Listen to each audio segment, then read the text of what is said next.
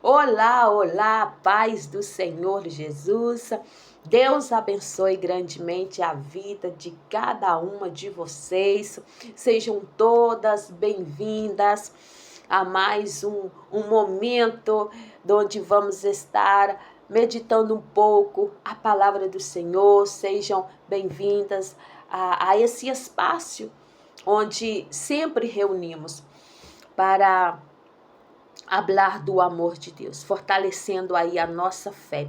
Muito obrigada por estar aqui mais uma vez. Agora sim, agora vamos aí pegar a nossa Bíblia, pegar o seu café nessa tarde, se você gosta de tomar um cafezinho à tarde, um tê, não sei, o que você gosta de tomar, pegue aí, abra a sua Bíblia e preparem o seu coração, porque Deus tem uma palavra para a nossa vida nessa tarde. Glória a Deus. Escuta, queridas, como filhos de Deus, fomos chamados para levantar quem caiu, fortalecer o fraco, consolar quem chora e falar palavras cheias de graça. Esse foi o exemplo que Cristo nos deixou. Entretanto, hoje vemos com tristeza uma realidade muito diferente.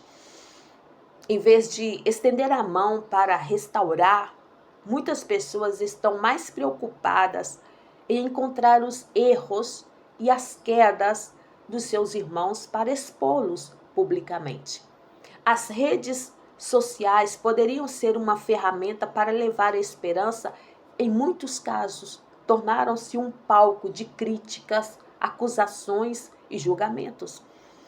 Há pessoas que buscam mais os likes, as visualizações e a aprovação das pessoas do que agradar a Deus, sem medir o dano que podem causar com uma publicação ou um comentário. Por trás de cada pessoa exposta existe uma vida, uma família e um coração que necessita da graça de Deus. Hoje quero falar sobre mulheres que edificam, não que julgam. Mulheres que edificam e não que julgam. Deus está procurando mulheres que edificam e não destruam com as suas próprias palavras. Mulheres que não percam tempo com julgamentos, fofocas, críticas ou semeando divisão. Ele está levantando uma geração comprometida com o amor, a bondade, a misericórdia e a verdade. E é muito fácil apontar os erros dos outros. É fácil demais. Mas é muito mais difícil examinar o nosso próprio coração. Como diz a palavra dele. Para que antes de julgarmos, a gente tire a trave dos nossos olhos. Então é muito mais fácil eu criticar, é muito mais fácil eu apontar o seu erro, é muito mais fácil eu falar mal de você do que eu examinar o meu próprio coração. E a palavra de Deus nos lembra: aquele, pois, que pensa estar de pé, veja que não caia. Ninguém está acima de cair se deixar de depender da graça do Senhor. Quando uma mulher vive julgando os outros, muitas vezes esquece que ela também necessita da misericórdia de Deus todos os dias. Mas uma mulher cheia do Espírito Santo não procura condenar, procura restaurar. Esta é uma verdadeira mulher. Você vai ver, vai conhecer uma mulher que ela está cheia do Espírito Santo quando ela sabe reconhecer quando ela se equivoca, quando ela erra. Você vai ver e vai perceber que esta mulher está cheia do Espírito Santo quando ela libera perdão e quando ela perdoa. Você vai conhecer uma mulher cheia do Espírito Santo quando ela volta atrás e pede perdão. E muitas vezes ela está pedindo perdão, coisas que ela não provocou, coisas que ela não fez, mas ela cheia do Espírito Santo, ela pede perdão. Então você vai ver uma mulher e vai conhecer uma mulher que está cheia do Espírito Santo é através desses frutos que ela carrega. Ela não procura condenar, ela procura restaurar. Ela não alimenta a fofoca, mas promove a paz. Ela não celebra a queda de alguém, mas ela estende a mão para ajudá-lo a se levantar. Jesus nunca aprovou o pecado, mas sempre demonstrou misericórdia ao pecador arrependido. Esse é o modelo que devemos seguir. Infelizmente, muitos não estão seguindo. Então, antes de falar sobre alguém, devemos nos perguntar se as minhas palavras estão edificando ou se estão destruindo.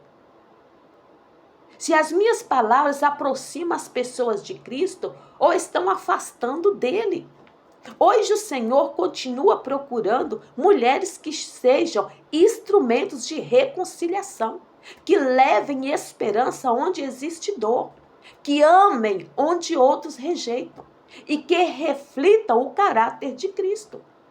Que o nosso desejo não seja encontrar defeito nas outras pessoas, mas parecermos-nos cada dia mais com Jesus. Porque uma mulher que edifica deixa marcas de vida, enquanto uma mulher que julga deixa feridas difíceis de cicatrizar. Infelizmente, muitas pessoas hoje estão longe da igreja não porque deixaram de amar a Cristo, não, mas porque foram feridas pelas hostilidade, pela rejeição, pela falta de misericórdia e pelo julgamento daqueles que deveriam acompanhá-las em sua restauração. A igreja não foi chamada para ser um tribunal que condena, mas um hospital onde os feridos encontram cura. Isso não significa justificar o pecado, irmãs, não, mas restaurar o pecado. Restaurar o pecador, mas restaurar o pecador com amor, verdade e mansidão, como nos ensina a palavra de Deus. Antes de falar, publicar ou apontar o erro de alguém, perguntemo-nos. Devemos fazer esta pergunta: o que eu vou dizer ajudará esta pessoa a ser restaurada ou apenas aumentará a sua dor? Que as nossas palavras e as nossas atitudes reflitam o coração de Cristo, que veio buscar e salvar o que estava perdido. Quando lemos o contexto aqui de 1 Tessalonicenses, capítulo 5, vemos que Paulo está falando sobre a volta do nosso Senhor Jesus Cristo. Ele lembra a igreja que Cristo voltará e que, enquanto aguardamos esse glorioso dia, não devemos viver desanimados, nem desanimando os outros. Era o que Paulo estava dizendo. Por isto ele conclui dizendo: por isto exortem-se e edifiquem-se uns aos outros, como de fato vocês estão fazendo. Por que Paulo faz essa exortação? Porque ele sabia que enquanto aguardamos a volta do Senhor, muitos crentes se cansariam no caminho. Alguns passariam por provas, perseguições, perdas, decepções e momentos de fraqueza. Mas, queridas irmãs, infelizmente hoje vemos muitas pessoas feridas que, em vez de receber uma palavra de ânimo, encontram críticas, julgamentos e condenação. Em vez de serem ajudadas a ser levantadas, acabam sendo empurradas ainda mais para baixo. Esta está sendo a realidade da igreja hoje. Mas esse não é o chamado da igreja. Fomos chamados para fortalecer o fraco, consolar o aflito e restaurar com amor aquele que está lutando e está querendo e está decidindo mudança em sua vida. Se Cristo pode voltar a qualquer momento, que Ele nos encontre edificando os nossos irmãos, falando palavras de vida, de fé e de esperança. Pergunte-se a si mesmo hoje. Faz essa pergunta agora a você mesma. As minhas palavras estão ajudando alguém a perseverar até a volta de Cristo? Ou estão aumentando o peso que essa pessoa já carrega? Se você não tem uma palavra de ânimo, de esperança ou de consolo para o seu irmão ou para a sua irmã, é melhor permanecer em silêncio. É melhor permanecer em silêncio. Não permita que a dor que talvez existe dentro de você se transforme em um peso para aqueles que estão ao seu redor. Como filhos de Deus, fomos chamados para levantar quem caiu, fortalecer o fraco, consolar quem chora e falar palavras cheias de graça. Esse foi o exemplo que Cristo nos deixou.